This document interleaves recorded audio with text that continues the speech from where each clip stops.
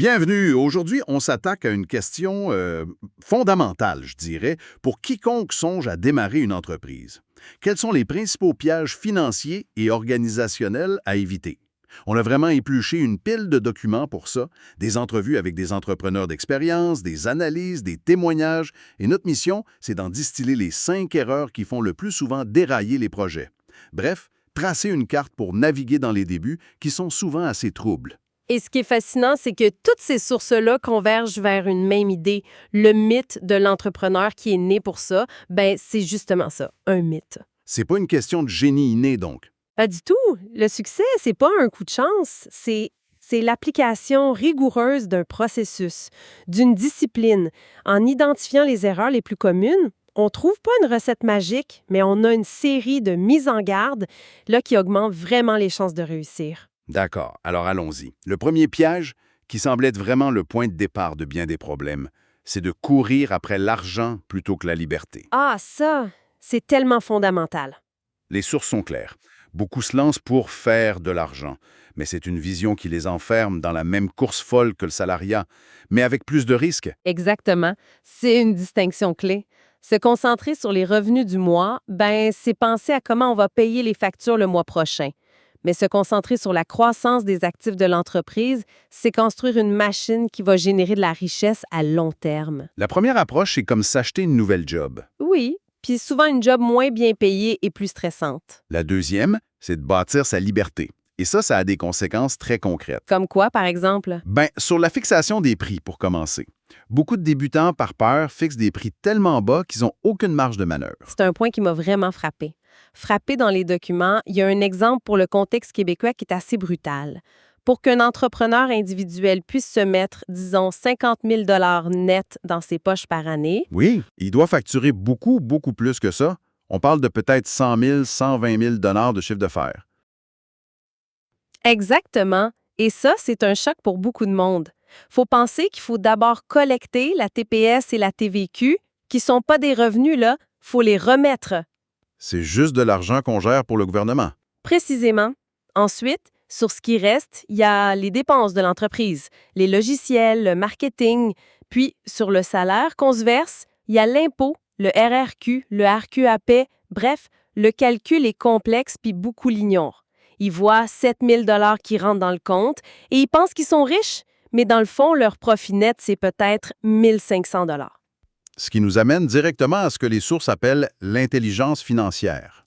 Voilà. C'est pas juste l'argent qu'on gagne, c'est surtout l'argent qu'on perd pas. Ou qu'on arrive à garder. C'est tout le concept. Une des sources décrit 2 extrêmes à éviter. D'un côté, tu as l'entrepreneur qui augmente son style de vie à chaque dollar qui rentre. Le nouveau char, la plus grosse maison. C'est ça, puis il se retrouve sans liquidité au premier coup dur.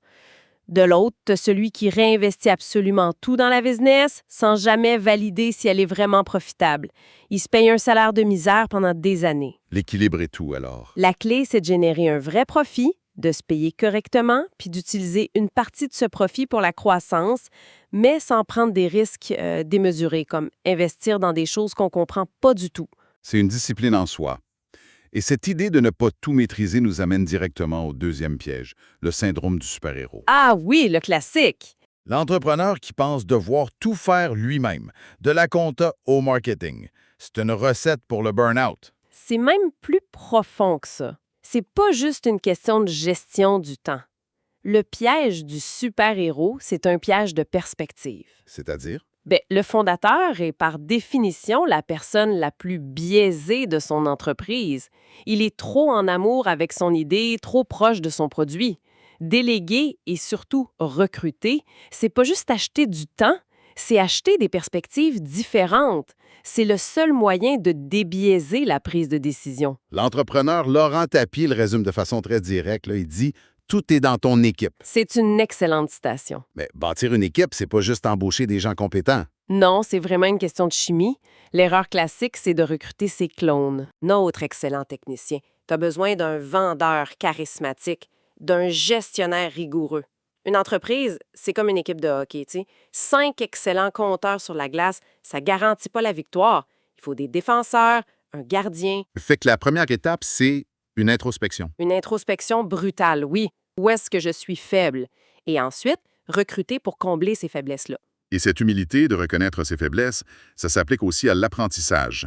Une autre source, Yumi Denzel, parle de l'importance d'apprendre à apprendre. Oui, Il dit que beaucoup d'entrepreneurs, quand ils entendent un conseil qui contredit leurs croyances, leur premier réflexe, c'est de le rejeter. tu es dans le piège d'ego, pur et simple. L'approche constructive, c'est de se demander pourquoi cette personne qui a réussi pourrait avoir raison. Qu'est-ce qu'elle a compris que j'ai pas encore saisi? L'exemple qu'il donne est simple mais frappant. Tellement, si tu as le choix entre le conseil de ton ami qui a les mêmes problèmes que toi puis celui d'un multimillionnaire, qui t'écoute? La réponse est évidente. Oui, mais au quotidien, on a tendance à privilégier les opinions qui confirment nos propres intuitions, même si elles nous mènent nulle part. Accepter d'avoir tort, c'est une compétence entrepreneuriale fondamentale. C'est fascinant. Parce que cette tendance-là à croire qu'on sait tout, ça mène souvent au troisième piège, la croyance que si on a un produit exceptionnel... Les clients vont se bousculer à la porte, comme par magie. Exactement. Ah! Le fameux mythe du « construise-le et ils viendront ». Toutes les sources sont unanimes. C'est une des illusions les plus destructrices. S'appuyer juste sur le bouche à oreille au début, là, c'est comme vouloir traverser l'océan sur un radeau en espérant que le vent soit bon. Donc la réalité, c'est quoi? La réalité, c'est que la plupart des entreprises qui réussissent investissent massivement, en temps et en argent, dans le marketing et la vente. Mais le mot marketing fait peur. On imagine des campagnes de pub qui coûtent une fortune. Alors qu'en fait, la meilleure définition du marketing qu'on a trouvée, elle est beaucoup plus simple. C'est la capacité de décrire 3 choses mieux que le client lui-même. OK. Lesquelles? Sa situation actuelle et la douleur qu'il ressent, la situation désirée où il rêve d'être et comment ton produit est le pont parfait entre les deux. Donc, le marketing, avant d'être de la pub, c'est de l'empathie. C'est de l'empathie radicale, exactement. Ça change complètement la perspective sur la vente. Vendre, c'est plus forcer quelqu'un, c'est l'aider à traverser ce pont. C'est ça. Pourtant, beaucoup d'entrepreneurs sont mal à l'aise avec la vente. Ils ont peur d'avoir l'air d'un vendeur de chars usagés. Mais le rôle de l'entrepreneur, c'est de devenir un radar à problème. Si on comprend que vendre, c'est simplement offrir une solution à un problème qui fait mal, ça change tout. Le danger, c'est de se concentrer sur le mauvais problème. Tout à fait. L'exemple cité, c'est l'entrepreneur qui passe 3 semaines à changer les couleurs de son site Web parce qu'il pense que c'est pour ça qu'il ne vend pas. Alors que son vrai problème est complètement ailleurs. Exactement. Son vrai problème, c'est qu'il a peur de prendre le téléphone. Il a contacté 20 clients potentiels, il s'est fait dire non 3 fois, puis a abandonné, alors qu'il aurait peut-être dû en contacter 200 pour avoir ses premières ventes. Le marketing et la vente forcent cette confrontation avec le réel. C'était confortable, mais c'est absolument nécessaire. Cette peur de la confrontation, c'est une transition parfaite pour notre 4e piège. La paralysie par l'analyse, le culte de la perfection. Ah, celui-là, il est vicieux, surtout pour les gens intelligents. Une des sources le dit sans détour, là, l'action bat la réflexion dans 80% des cas. Mais est-ce qu'il n'y a pas un risque de lancer quelque chose de tellement mauvais que ça détruit la réputation de la marque? C'est la crainte la plus fréquente, oui, et elle est légitime. Mais la clé, c'est de changer de perspective sur le but de la première version. Le but de ton premier produit, c'est pas d'être parfait. C'est même pas d'être un produit final. C'est quoi alors? C'est un outil de collecte de données. Sa seule fonction, c'est d'aller chercher du feedback du vrai marché, pas de ta mère ou de tes amis. Pendant qu'une personne passe 6 mois à polir un plan d'affaires théorique, une autre a lancé une version 1.0, même boiteuse, après 1 mois. Et cette deuxième personne, même avec un produit imparfait, est déjà en train d'apprendre. Précisément. Elle apprend ce que les clients aiment vraiment, ce qu'ils détestent et surtout ce pourquoi ils sont prêts à payer. Après 6 mois, la première personne a un document parfait qui vaut rien. La deuxième a un produit peut-être encore imparfait, mais qui a été amélioré 5 fois grâce au retour des utilisateurs. Une version testée battra toujours une version parfaite sur papier. C'est la clé. Et ça change la perspective. L'idée, c'est pas d'avoir un plan d'affaires parfait, mais un plan d'apprentissage rapide. C'est plus un examen final. C'est une série d'expériences en labo. Exactement ça. Et ça désamorce complètement la peur de l'échec. Un échec, c'est plus un drame. C'est juste une expérience qui a produit des données précieuses qui te disent quoi ne pas faire la prochaine fois. C'est pour ça qu'ils recommandent de s'en tenir à une idée pendant au moins 6 mois. Oui, parce que trop de gens changent d'idée toutes les 3 semaines à la recherche de l'idée parfaite et ils bâtissent jamais le momentum nécessaire pour apprendre.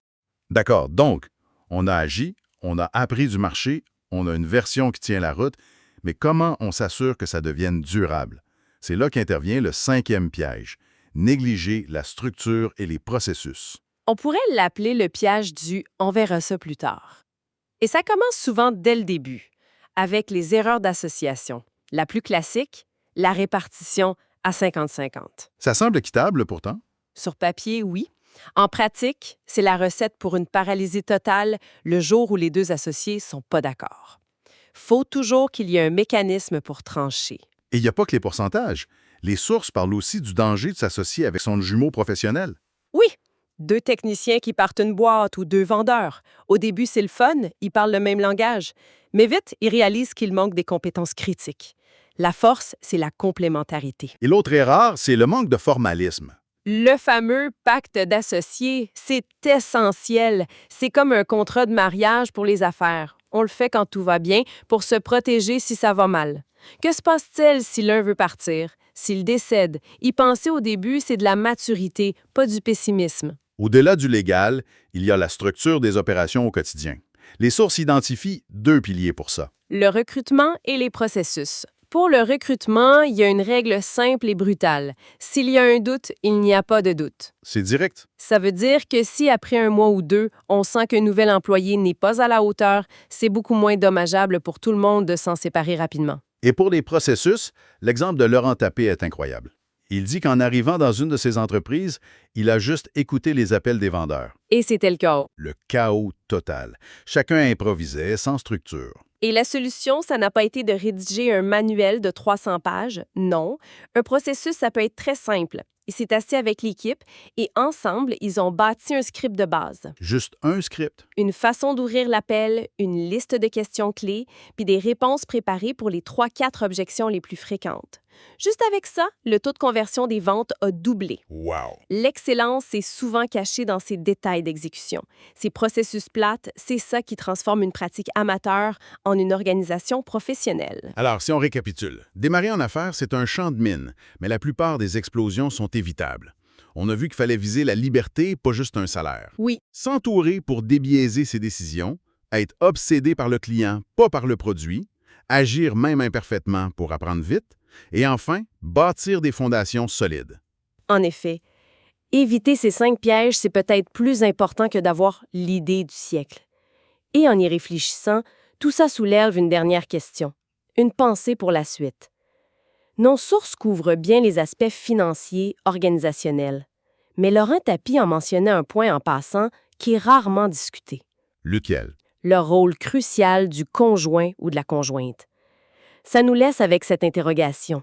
Au-delà de tous les pièges d'affaires, l'un des plus grands risques, le moins abordé, n'est-il pas le manque d'alignement avec son partenaire de vie? C'est vrai qu'à l'entrepreneuriat, c'est une aventure tellement intense que ça dévore tout. S'assurer que ça ne devienne pas une source de conflit, mais une force partagée, c'est peut-être là que se joue la réussite la plus importante.